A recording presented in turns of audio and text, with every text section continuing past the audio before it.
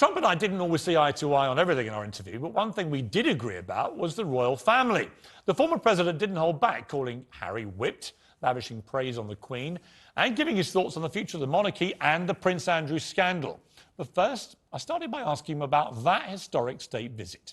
You know, I met the Queen. Yeah. It was supposed to be for 20 minutes. I saw you just after you saw her. Right. It was supposed to be just a quick meeting, and it was beautiful, the pomp and ceremony. Nobody does it like the English. I don't know what it is, but nobody does it like We have a certain, But style. I met her, and it turned out to be more than an hour, substantially, because she liked me and I liked her. And she's let it be known she liked me, and I let it be known I've had other members of the royal family tell me they enjoyed your company. We had a great time, and then they honored the United States, but they honored me that night, which is really the honor of the country. And it was at the top level, and I sat next to her. We talked the whole night. And somebody said, we've never seen her smile so much. We had a great time. She was laughing and smiling. They said they've never seen her have such a good time at a state dinner. You know, normally they're a little boring. Okay, this wasn't boring. So I have a lot of respect for the Queen. She's incredible. She loves her country. I think she's incredible. Look at her. She's been Queen for, what, 70 years or something, and she's never made a mistake.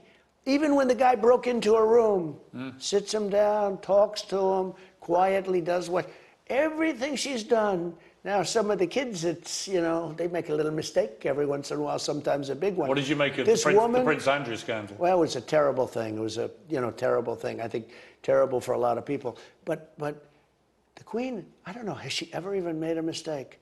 She's an incredible woman. I'm not a fan of Meghan. Yeah.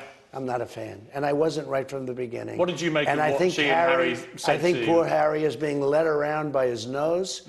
And I think he's an embarrassment. You know, here's my issue with it. I think that they've quit the country. They've quit royal duty. They're living in luxury in California. They want to use their royal titles to exploit them for massive financial gain without any of the duty that comes with the royal titles. I don't think you can have your royal cake and eat it. That's my argument about it. So I want to know what's going to happen when Harry decides he's had enough of being bossed around, or maybe when she decides that she likes some other guy better. I want to know what's going to happen when it ends, okay? You think it's going to end? I do. I've been a very good predictor, as you know. I predicted almost everything. It'll end, and it'll end bad. And I wonder if Harry's going to go back on his hands and knees back into the beautiful city of London and say, please, you know, I think Harry has been led down a path. I found it when I heard he wasn't going to Prince Philip's memorial service. Terrible. I found that. I couldn't believe that. Yeah, that he would not go to that. He was at the Super Bowl. He was at a Texas rodeo, but he couldn't find time to get on a plane I to think Philip's that was a terrible thing. Many terrible things. That might have been, as you mentioned it, that might have been the worst of all. Because he was, you know, like her, he was a tough cookie too. I remember years ago, Prince Philip came to New York, and we were in the Plaza Hotel, and there were many people wanting to meet him, and we were all taking a picture with him, many people, and the photographers said, I'll never forget this. He was tough.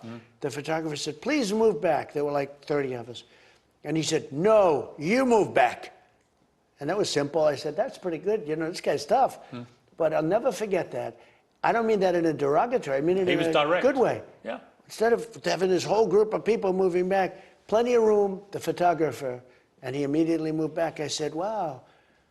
I mean, the Queen had to be pretty tough because I think she was, he was tough. When he died, I think it was a devastating moment for the Queen. I think they had a great relationship, but he was a strong guy. I never forget, a little moment, right? He just said, no, you move back. And he didn't say it in a nice way because the photographer was pushing everybody around a little bit foolishly. But I thought it was terrible when he didn't go to the funeral of Prince Philip. Yeah, I think the Harry situation is going to unfold in a much different way. If you were the Queen, is it at the stage now, would you remove their royal title? I would. The only thing I disagree with the Queen on, probably one of the only things ever, is that I think she should have said, if that's your choice, fine, but you no longer have titles, you no longer, and frankly, don't come around. You just, because her loyalty is to the country. She said that many times. Her loyalty is to the country. And I think that he has been so disrespectful to the country, and it's a great country. I own a lot of things there.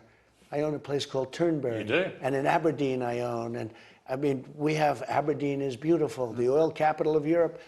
And I own things there, and I love that country. It's incredible. Scotland, I love Turnberry. I love what I did there. I built things there. It's a great golf course. And I respect one of the best in the world. And I will tell you, she is more passionate about her role and the country. It's going to be very interesting. Someday she won't be there. Right. It'll be very interesting what happens. And I know Charles pretty well. And I think Charles... And Camilla, I think you sat with her. I do. And I'll tell you what, she was on my right, the Queen was on my left, and I said, Queen, I really have to talk to Camilla for a little while, too. You know, we couldn't break apart. And I talked to Camilla, and Camilla was so nice. You know, different than I thought. She was funny, she was smart, quick. I really like her. She was great. I like her, too. And I like Charles. I mean, he's serious. Do you think they'll make a good king and queen when that time comes? I hope so. I think it's going to be tricky. He's going to have to be... Yeah, it is. You know, it's going to be tricky because they are truly replacing... You're talking about a legend. I mean, this woman, she's got to have the all-time record of any country. Is she the greatest... I mean, in your lifetime, is she the greatest of all the leaders of any kind? Well, so my mother was born in Scotland. Yeah. And I remember as a little boy, anything where the Queen was on, anything at all where... And it was the pomp and ceremony. But my mother had tremendous love and respect for the young Queen at that time. You would have been a kid when she got coronated, right? I was, in the mid-50s. Yeah, but my mother wouldn't leave the screen. Amazing. And she'd go back to Scotland almost every year. You know, she loved Scotland. But she loved the Queen. And so does everybody. And for this person to come along and criticize the Queen is just, you just can't do that. So it'll be interesting to see how it all works out. Harry is whipped. Do you know the expression whipped? I'm familiar with the phrase. I won't use the full expression. But Harry is whipped like no person I think I've ever seen. The most whipped man in the world. I don't know, that's going to be a big one, but he is a whipped man.